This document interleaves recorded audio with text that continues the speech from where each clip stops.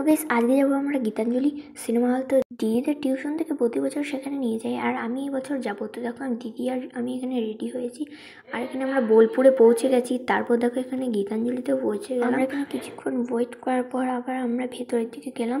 তো দেখো এখানে সবাই শাড়ি পরে এসেছিলো, আমার দিদিও শাড়ি পরে এসেছিলো।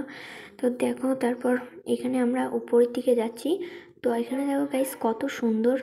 আশা করি তোমরা অনেকেই এই নামটা শুনেছো, আর তোমরা অনেকে এখানে এসেছো। তো কে কে এসছে একবার কমেন্ট করো। তারপরে এখানে আমরা ভেতরে ঢুকলাম। তো দেখো তো গাইস ওখানে গিয়ে কিন্তু আমরা খুব এনজয় করেছিলাম। আর গাইস এখানে আমি প্রথমবার এসেছিলাম, তাই খুব মজা হয়েছিল। তারপর গাইস আমরা একটা সিট দেখে আমরা সেখানে বসে গেলাম। তারপর তারপর দেখো তো এখানে প্রথমে নাচের অনুষ্ঠান শুরু হলো। তো দেখো তোমরা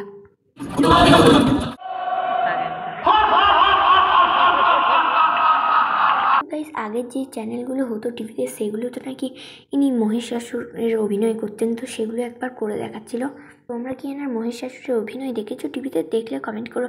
আর গাইস এখানে এখানে প্রতি বছর গাইস হুইল চেয়ার দেওয়া হয়, তো সেটা দেয় দিদিদের স্যার। আর এখানে আমরা এগুলো খাচ্ছিলাম।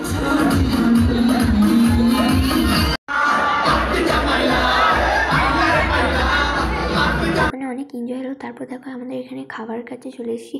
তো এখানে পোলাও আর চিলি চিকেন দিয়ে দিয়েছিল। তো সেটা খাওয়ার পর আমরা চলে যাচ্ছি বাড়ি।